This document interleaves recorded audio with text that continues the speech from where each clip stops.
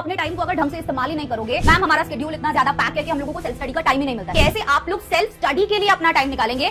अक्सर बच्चे हमेशा मुझे जितने भी कमेंट्स आते हैं या बच्चे मैसेज करते हैं अपने डाउट्स को लेके, उसमें सबसे बड़ा डाउट मेरे पास आता है कि मैम हमें सेल्फ स्टडी कितने घंटे करना है, मैम हमारा शेड्यूल इतना ज्यादा पैक है कि हम लोगों को सेल्फ स्टडी का टाइम ही नहीं मिलता है। भैया कैसे मिलेगा टाइम? तुम अपने टाइम को अगर ढंग से इस्तेमाल ही नहीं करोगे, एक ही चीज के लिए बार बार टाइम वेस्ट करोगे, तो तुम्हें टाइम नहीं मिलेगा। Hi everyone, my name is भूमिका चौहान। आज हम बात करेंगे कि कैसे आप लोग सेल्फ स्टडी के लिए अपना टाइम निकालेंगे और क्या चीज को आप अगर सेल्फ स्टडी मान रहे हो तो वो एक्चुअल में सेल्फ स्टडी है ही नहीं, और इसी वजह से कहीं ना कहीं आप लोगों का बैकलॉग इकट्ठा हो जाता है। सेल्फ स्टडी एक ऐसी चीज है जो आपके मार्क्स को 80% से 95% पहुंचा सकती है। कहने का मतलब अच्छा खासा जंप जो है आप अपने परसेंटेज में लगा सकते हैं अगर आप लोग सही तरीके से सेल्फ स्टडी करें तो।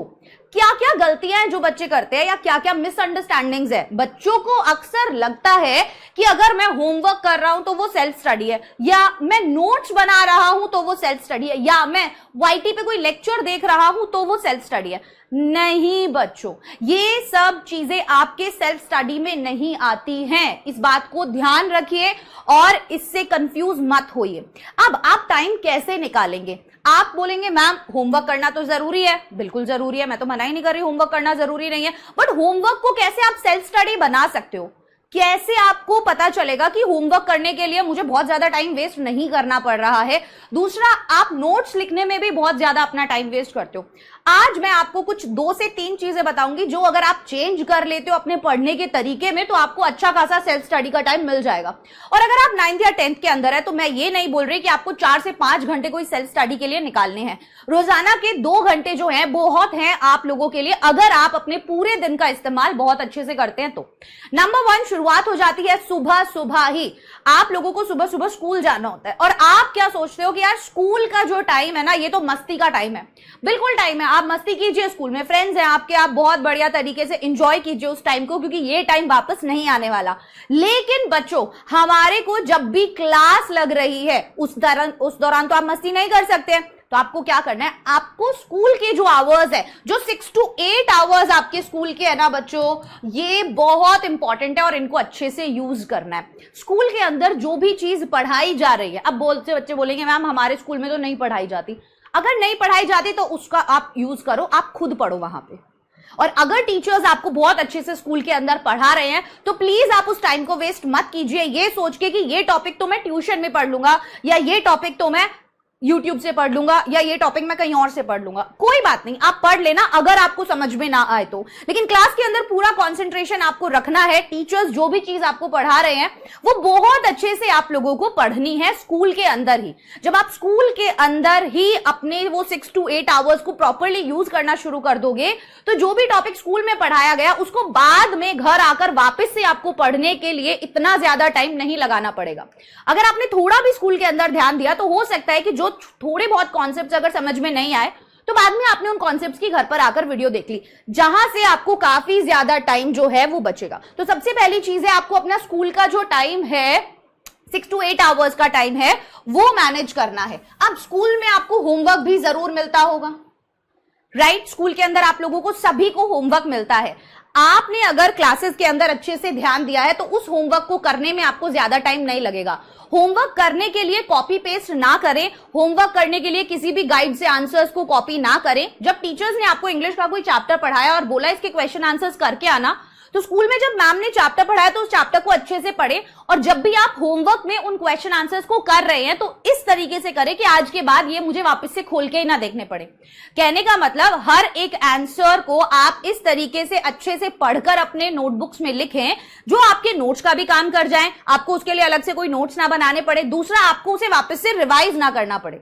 आ गई बात समझ में? तो होमवर्क में आपको ऑटोमेटिकली कम टाइम भी लगेगा। बहुत सी बार क्या होता है, आपने स्कूल में अच्छे से नहीं पढ़ा होता, फिर आपको जब होमवर्क करना पड़ता है तो वही टॉपिक आपको वापस से यूट्यूब से देखना पड़ता है, राइट? ताकि आप उसे अच्छे से समझ सके और ज्यादा। क्यों? क्योंकि स्कूल में तो ध्यान नहीं दिया, स्कूल में तो बातों में लगे हुए थे।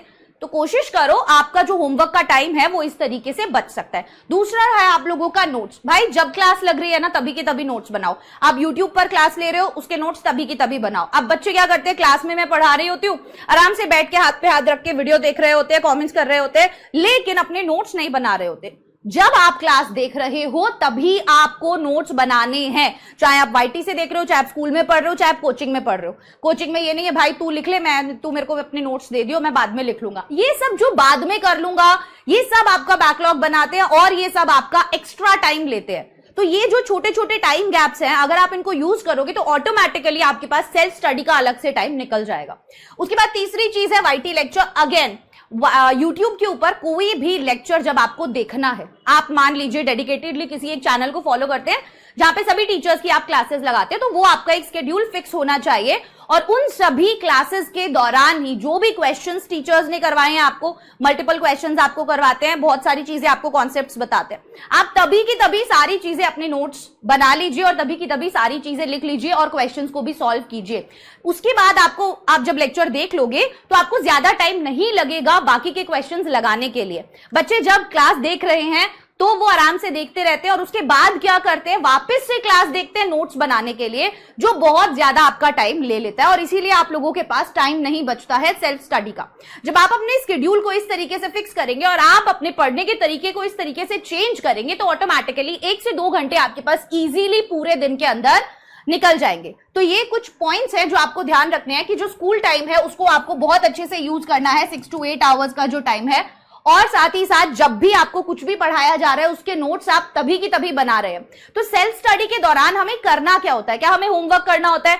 आपने जो होमवर्क करने का टाइम था ना, आप जो होमवर्क कर रहे थे वो आपका सेल्फ स्टडी ही बन गया। लेकिन कब बना, जब आपने उसको अच्छे से स्कूल में पढ़ा और उनके क्वेश्चंस को लगाया। अब जब आपको होमवर्क के लिए कुछ क्वेश्चंस दिए हुए हैं तो आप कोशिश कीजिए कि उसी दौरान आप कुछ पीवाईक्यूज भी लगा ले रहे हैं, उसी टॉपिक से रिलेटेड कुछ आप प्रीवियस ईयर क्वेश्चंस भी लगा रहे हैं, उसी टॉपिक से रिलेटेड आप कुछ सैंपल पेपर से क्वेश्चंस भी लगा ले रहे हैं, ताकि वो टॉपिक आपका बेस्ट हो जाए और उसको आपको वापस से पढ़ने की जरूरत ना पड़े। अगर आप ये वाला तरीका अपनाओगे बच्चों, तो सेल्फ स्टडी का जो आपका टाइम है, जो आप होमवर्क या नोट्स में डाल रहे हो, वही टाइम आपका अच्छे से यूटिलाइज हो पाएगा और आपको बार बार उसी चीज के लिए टाइम देना नहीं पड़ेगा। कम से कम डेली आपको क्वेश्चन प्रैक्टिस जो है वो जरूर करनी है, यही सबसे इंपॉर्टेंट है। ठीक है, नोट्स बनाना, होमवर्क करना ये अलग चीजें हैं, लेकिन क्वेश्चन प्रैक्टिस करना उन्हीं चीजों के साथ आपको ऐड करना है। आप किसी भी टॉपिक के नोट्स बना रहे हो तो आपने मान लो आज टेंसेस के नोट्स बनाए, टेंसेस का ही लेक्चर देखा, उसी के बाद आपने कुछ क्वेश्चंस जो है टेंसेस से रिलेटेड जो आपके एग्जाम्स में आते हैं वो सॉल्व कर लिए, वो सेल्फ स्टडी का टाइम आपका काउंट होगा, वो आपको फायदा करेगा। आया समझ में? तो ऐसा नहीं होना चाहिए। बच्चे अक्सर क्या करते हैं, स्कूल के अंदर कुछ और पढ़ा रहे हैं, यूट्यूब पे कुछ और पढ़ रहे हैं और फिर सेल्फ स्टडी के टाइम पर कोई और ही टॉपिक उठा रहे हैं। नहीं, कोशिश करो कि जो स्कूल में पढ़ाया जा रहा है, जो यूट्यूब पे आप लोग फॉलो कर रहे हो, आप वो ही पढ़ रहे हो सेल्फ स्टडी के टाइम पर भी।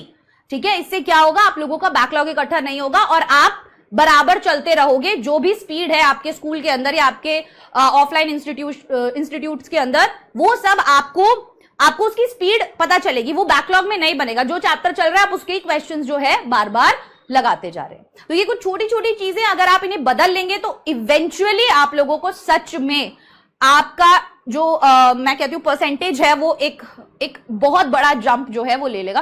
सिर्फ एक महीना बोलते हैं, कोई भी आदत डालने के लिए ना 21 डेज लगते हैं।